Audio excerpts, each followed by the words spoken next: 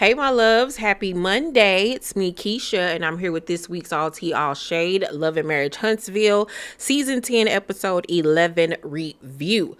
Okay, so on this week's episode, Tisha visits Trisha at her house so they can, catch up or whatever. She invites her to Bessemer, but Trisha can't go. And we also see Nell at her house talking to Fletch about the situation that happened at Fletch Tivities. And how she felt like the girls were ganging up on her and accusing her of yelling when they were yelling and everything, and how Kimmi was coming for her and all of this stuff.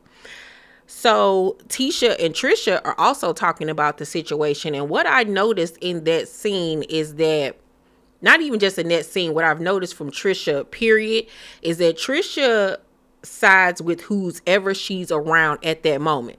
Because when it's her and Nell, she be acting like like they do be doing that or whatever, and like agreeing with Nell to an extent. And then when she's around Tisha and Kimmi, she does the same thing regarding Nell. Keep your eye on her when it comes to how she responds to stuff when she's around certain people, because I've been peeping that about her. So Trisha goes to another session with Dr. Francis, and she says that she visited her parents' grave, which was a very big thing for her. It was the first time since she buried them that she'd visited. She admits that she was jealous of the relationship Ken had with her kids in the beginning, because she was so used to them coming to her and depending on her for everything, and she felt like she was getting pushed to the side or whatever. I didn't really honestly know what to think or feel about that. I really honestly didn't care. I'm just gonna be honest. I do not care. Trisha is an enigma to me at this point. I don't care to figure her out at this point. She's annoying. She's all over the place. She's just like the Tin Man to me at this point. I just do not care.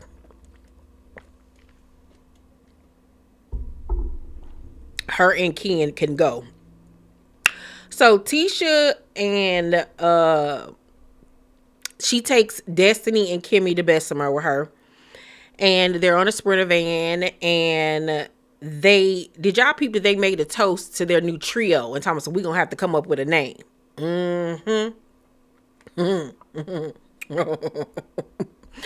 Yeah, that set the tone for this entire car ride, because this whole car ride was nothing but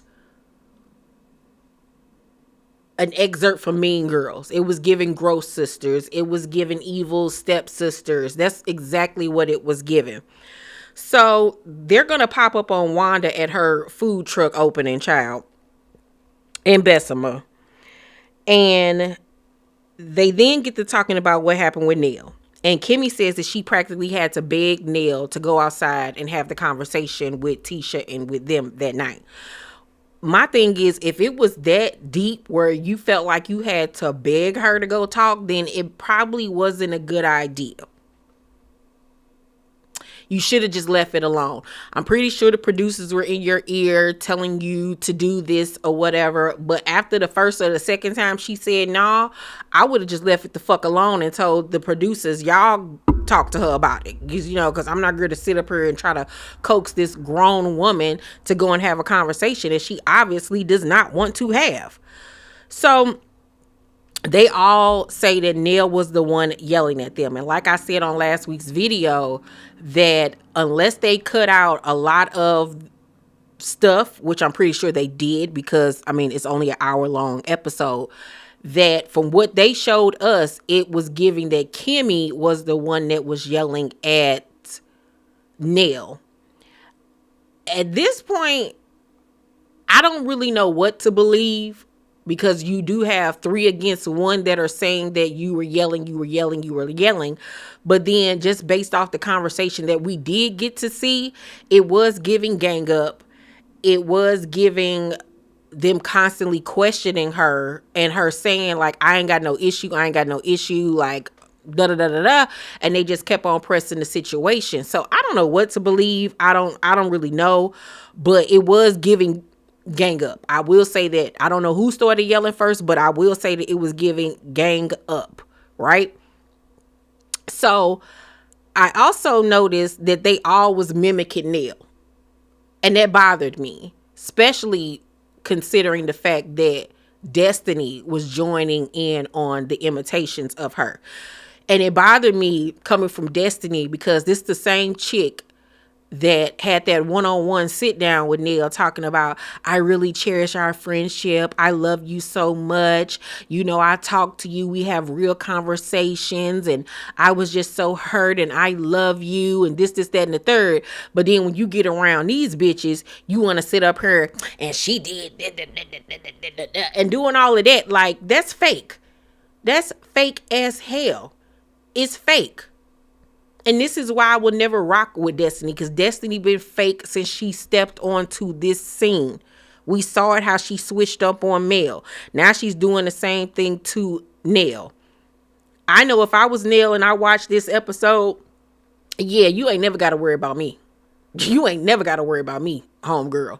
Because that's not friendship. You don't sit up there and join in with other girls mocking and mimicking me. The fuck is that about? Because if I start mocking and mimicking you, then it's going to be a problem.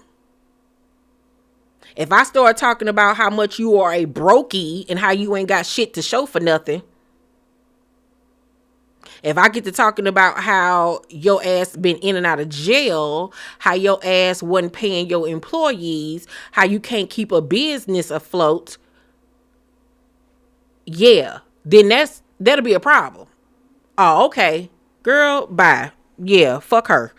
So then Kimmi says, I've told Tisha there's an issue somewhere else and I don't know what it is. And Destiny was like, I think I know what it is. Y'all both have said things about y'all husbands. And Tisha was like, he was making jokes about Marceau and Maurice talking about Fletch. And she says, today in 2025, I'm tired of people making jokes about it because it ain't funny no more. I didn't even have an issue with Nell. I can't tell because from the beginning of this season, you've been coming at her, making snide remarks, getting smart, being dry. So it seemed to me like you had an issue with Nell more so than her husband. You know what I'm saying? Like, that's a bunch of bullshit. We saw you coming at her. Once again, unless the editors are editing it to make you the villain, what we're seeing is that you are the problem and that you are the one that has been nasty and rude to Nell. And that ain't even from this season. Let's take it back to last season. You was the one coming at her sideways. You doing too much. You simply are doing too much and you're trying to be somebody that you are not, girl. Like, you are trying to make fetch happen and baby, it is not working, Tisha. This is not you. It is so not you. You are not Tiffany Amber Thiessen. You're giving Screech, okay? You're giving Jesse Spano, ma'am. Like, girl, goodbye. So, and then my thing is with that, like, okay, her husband was making jokes about it. Okay, you could feel some type of way about that or whatever. But to then take that out on Nell is not fair. And there wouldn't be jokes to tell if your husband wasn't constantly embarrassing you. How about that? But that's a bigger conversation that you don't want to address. So Destiny was like, you guys think, I think that y'all both feel the same way. And Tisha was like, but she started it. How, Sway? Okay. So Kimmi was like, when she gets the messiness back, that's where the problem comes in. And Tisha says, that's the thing. She hasn't even witnessed me be messy with her, or she hasn't witnessed me come for her. I can't tell. You've been coming for her since last season. And let's just keep a spade. Tisha, stop talking this big girl talk like you about it. Please stop talking this big girl talk like you about that life. You pussy. You are soft, bitch. And later on in the episode, it shows how much of a square you are. You are not tough. You square peg, egghead ass girl. You are not tough. You ain't coming at nobody really like bringing the ruckus or nothing like that. Like, ain't nobody scared of you. Thomas, I ain't even been messy with her yet. I ain't came for her yet. And you ain't gonna come for her. You the same bitch that got a drink thrown on you and just stood there. Girl, bye. Ain't nobody scared of you. Your husband ain't scared of you. Your mom ain't scared of you. Your in-laws ain't scared of you. Ain't nobody scared of your ass, Tisha. You scared of you. You probably scared of your own shadow. I really need for her to stop acting like she's so motherfucking tough. I dare you to step to Neil on some coming for her type shit. Nella, cuss your ass out. And you gonna be just like Kimmi. Why you talking to me like that? Girl, bye. Bye. So then Destiny was like, that's the thing. You let that comment go about your husband, but I don't know if she's really let it go. And teach them because it's the truth for her. So I need for y'all to stop trying to weaponize the fact that Fletch cheated on Neil. They brought that to the table. They've never tried to hide it. They've never tried to run from it. It's something that happened in their relationship. They got through it and they're fine. Nell ain't the one looking over her shoulder every time her husband breathe or go online or go out of town because she got to worry about whether or not he gonna cheat on her. Nell ain't got to worry about her husband going all the way to Africa on a solo trip and left you and your kids the fuck at home. Nell ain't worrying about pictures on the internet of a man's back that look exactly like her husband's. She ain't going through none of that. Y'all are.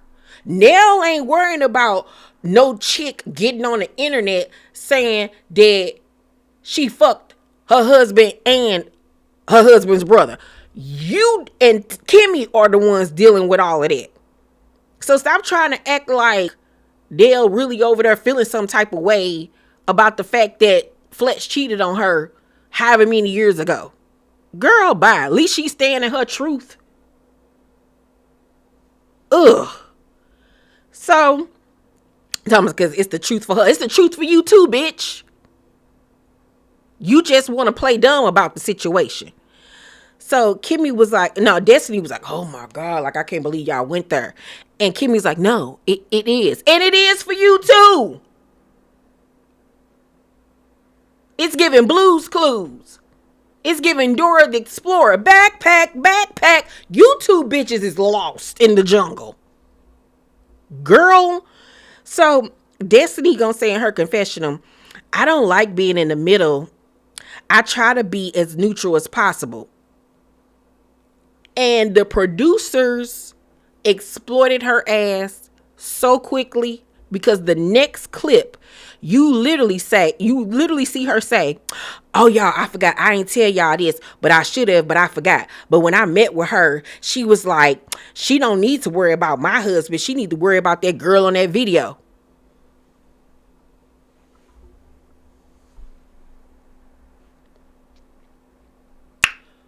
That's you being neutral. That's you not wanting to be the middle. No, bitch, you messy as fuck and you fake as fuck. Just be with them, side with them, because that's obviously where you want to be. You value them more than you value Nell, because you're not running back and telling Nell nothing that Tisha said or Kimmi said about her. For real. You don't want to betray their trust. But right then and there, that was you being messy as fuck. You messy as hell. You fake as hell. There was no need for you to go and put gas on the fire by telling them that. But you don't like being the middleman. Oh, you bitch, you love it. You love it. Because you ain't got shit else going on in this goddamn show. We ain't never seen where the fuck you live. We don't see you with your son. Where that closet that you called your place of work.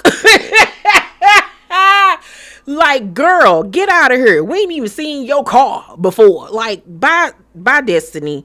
I hope Neil tear your ass a new one at the goddamn reunion. Because, bitch, you flaw as fuck. Okay? You flaw as hell. So, after she get done telling them what Neil said, Tisha talking about some, baby, I ain't worried about nothing. And she get up talking, do you see me? I ain't never got to worry about another woman, ever.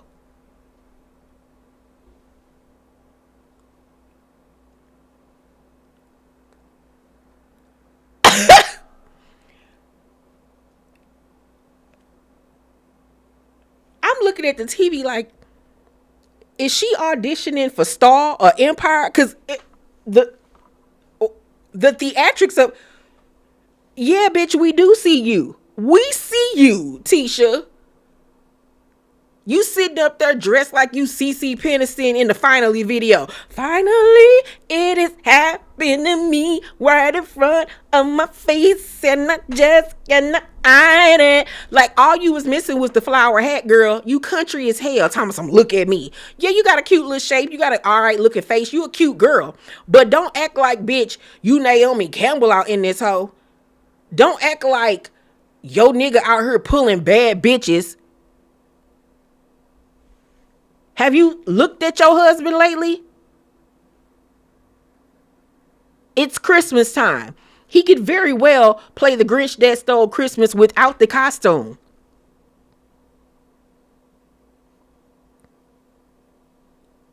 He could pull another you. It ain't that hard. You ain't no motherfucking baddie, bitch. The fuck is you talking about?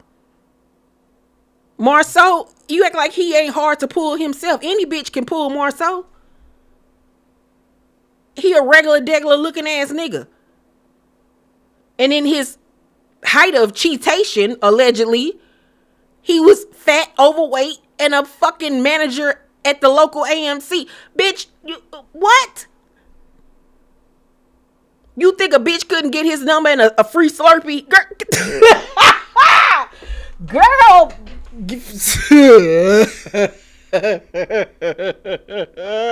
I cannot, yo. They need to get somewhere and have several motherfucking seats. So then Trisha and Ken have a little date, and they talk about her going to therapy. He congratulates her. He's so happy that she's going. She tells him that she was jealous of his relationship with her kids. And, you know, he basically like, you ain't got no reason to be jealous of me. You can talk to me about anything. And they say that they want to be with each other. They want to build a future with each other. And even though they argue a lot, they're both going to try to work on the things that they say during said arguments. It's cute. Been there, done that myself. That relationship is never going to work. It's never going to work. They constantly are putting band-aids on open wounds. I'm sorry. I've been in that relationship before with the constant fighting and all of that stuff. It's because y'all are not meant to be. Y'all are not meant to be. Sorry. So back in Bessemer, they get to Wanda's food truck. And the food truck was nice. Got to give it to her. But then when they placed their order and they ordered them damn loaded baked potatoes, and y'all remember when Wanda first said that she was going to start this food truck and them pictures floated around the internet of them damn potatoes.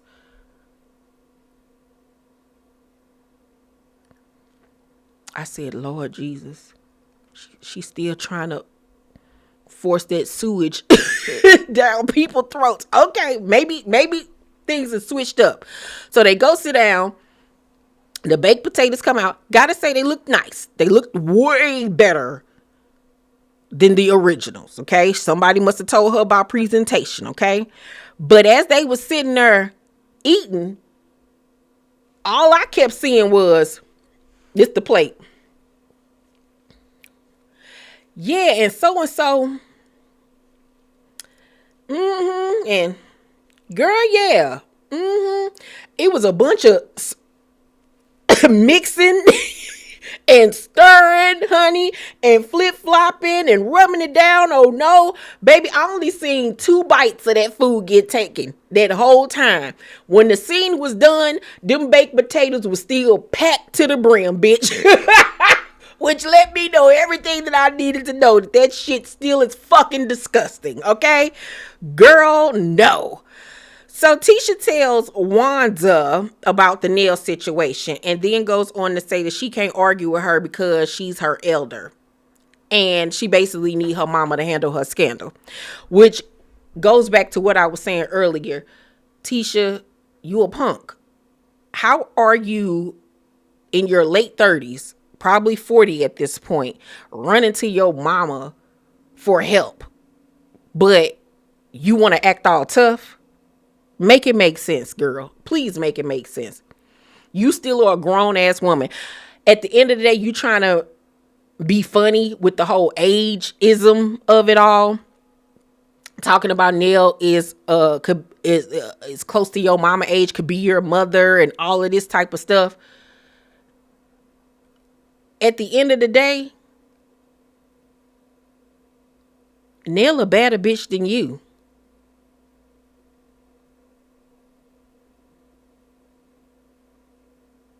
Nell a better bitch than you. With her worst wig, with them eyebrows, honey. Her makeup might not be right sometimes. We all know that you be over there struggling with your looks. But at the end of the day, Nell a better bitch than you will ever be. She got her own motherfucking business. She ain't have to ask her husband, can she work? Her husband is in her kid's life. She didn't have to ask him to participate in being a father. If Fletch leave her today, she's still gonna be straight financially. So you sitting up here having to run to your mama for aid, you already lost. You already lost the battle. Because at the end of the day, you a grown woman. It don't matter what age Nell is. Disrespect is disrespect. And I ain't letting no hoe fucking disrespect me. I don't give no fuck. She could be my mama age. I don't give a fuck. I'm going to get your ass together. And I know I saw a lot of people online saying that Kimmi looked bothered when she was making the age jokes. To me, Kimmi didn't look bothered. To me, Kimmi was looking like, I can't believe she telling her mama all of this, getting her mama involved. I didn't see her being offended by the age comments, because we all know that Kimmi is literally around the same age as Wanda and Nell. So I didn't think that she took offense to the age jokes at all. It is what it is. But Kimmi then tells Wanda that Nell didn't step to Tisha, but said it to Destiny. So Wanda was like, so you the bone carrier. And hold up, I lost my space. Tisha was like, then she said, keep my MF and name out your mouth. And Kimmi in her confessional was like, I see what Tisha is doing. She's sending Wanda to do her light work. That's not even a conversation that needs to be had. Bad idea. And that goes back to the facial expression that I felt like she was making when she was telling her mama about how she felt like she shouldn't be arguing with Nell because Nell is old enough to be her mama. And like I said, I feel like Kimmi was looking like, oh my God, I can't believe she about to get Wanda involved. This gonna make the situation even worse. Like, that's what I felt. And at least she peeped game that Tisha ain't playing fair. Why are you involving your mama in this? This is the same shit you used to do back in the day when it came to Mel, that you used to sit up there and deny, saying, I can't control my mama. My mama say what she want to say on her own. No, we all knew it back then. And this is further proof that you would have your mama fight your battles for you. Your mama was your mouthpiece and you doing it all over again. You got this bitch up here on this goddamn show looking like Tutti Frutti, old Rudy. Looking like a big ass piece of bubble mint, bubble gum, girl. She looked a mess, okay? A mess. So Destiny was like, no, I'm not the bone carrier. Da, da, da, da, da. Oh, yes, you are. Yes, you are.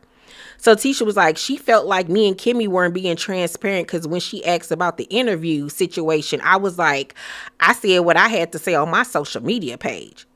And I'm like, you're conveniently leaving out the fact that you are the one questioning Nell about the Lance and the baby situation. That's why she then brought up what y'all think about the interview. Basically like, bitch, you want to be all up in me and my family business. What's going on with you? How y'all feel about this chick that's saying she smashed your husband and your husband? Since you want to have a conversation, let's have a conversation. So Wanda asked how they felt about the hoe, because Kimmi never said anything publicly. And I was like, clock it, Wanda. Clock it. You better do the Lord's work. So Tisha responds for Kimmi. He's like, we don't care. And Wanda was like, I'm not talking to you. Be quiet. I'm talking to her. So Kimmi was like, I didn't see the whole thing because I felt like it was ridiculous. Why, Sway? Why did you feel it was ridiculous? Because, so Wanda was like, but I would have took it into consideration. The B said she had it in the butt and in the mouth at the same time. Meaning, your husband was getting neck while your husband was hitting it from the back. So Kimmi was like, I don't believe that lady. And Wanda said, so you don't believe it at all? She was like, no, I don't. I do believe people can cheat. That hoe though? No, ma'am. Absolutely not.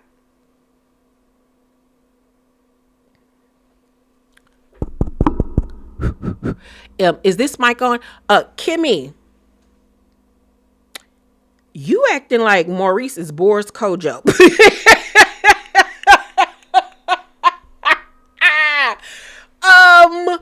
He would most definitely fuck that girl, especially considering how she used to look. Even with how she look now, he would smash her. Look at his ex-wife. She looked like a motherfucking linebacker, looking like she played for the Cleveland Browns, bitch. You was a come up for that nigga. And you cute, don't get me wrong, but you ain't the baddest neither. He would most definitely fuck her. Maurice ain't out here pulling dime pieces. Y'all have really put these niggas on a pedestal that they do not deserve to be on. Yeah, he looked better than his brother, but at the end of the day, the nigga still look like some goddamn country crock margarine. At the end of the day, that nigga is sweet. He is some unsalted butter, bitch.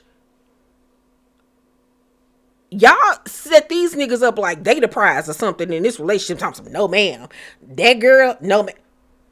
Kimmi, she wasn't that attractive in her older age, but back in the day, she gave you a run for her money. For your money, ma'am. And like, yeah, I said you cute, but there are women out there that look 10 times better than you. Like, girl, what? Girl, y'all better go take a cold plunge. Because y'all bitches need to get shocked back to reality. Because I don't know what planet y'all living on and talking about you thought it was ridiculous. Why? Why would you think that it would be ridiculous?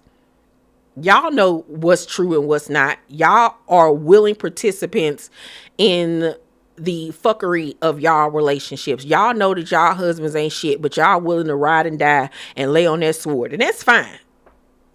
You know what I'm saying? Y'all decided to stick beside him. Y'all stick beside him. It ain't for us, okay? But we all gonna laugh at you in the process because y'all fucking stupid as shit. And Wanda was talking some real true tea. And she trying to tell y'all dumbasses. Now, that's the one thing that I can say I respect about Wanda. She gonna keep it 100 no matter what. So I give her that. But I'm gonna give this week's episode of Love and Marriage Huntsville. I'm gonna give it an A because it riled me up and because the delusions was just like. But other than that, the Tisha storyline, Trisha storyline, I could give two fucks about. I'm over the whole cheating situation with the Scotts. Like, I could care less. Like, either in the show or, like I said, revitalize it with new blood or something, because it just cannot continue on the way that it's been going. I'm sorry. It's like recycling the same nonsense over and over again. We need new players at this point, Carlos. I know you watching my reviews, so hopefully you take heed. Y'all let me know what y'all thought about this week's episode. Let's talk about it down below in the comments section. Y'all also make sure to check out my luxury inspired bag videos. I got some heat for y'all. All the bags are under $200 and they are fabulous replicas, okay? And if y'all have not joined my Patreon, please do so. The link is down below in the description box. We are kicking it over there on my Patreon. We're watching Baddies USA. We're watching Love Cabin. We're watching Jocelyn's Cabaret. We're watching Breaking Bad Season 1. And we're watching the new drama Grits. Yes, it's so good. And I'm about to start going live so we can watch some of these shows together live. So join my Patreon. The link is down below in the description box. I love you, and I will see you guys on my next video. Bye.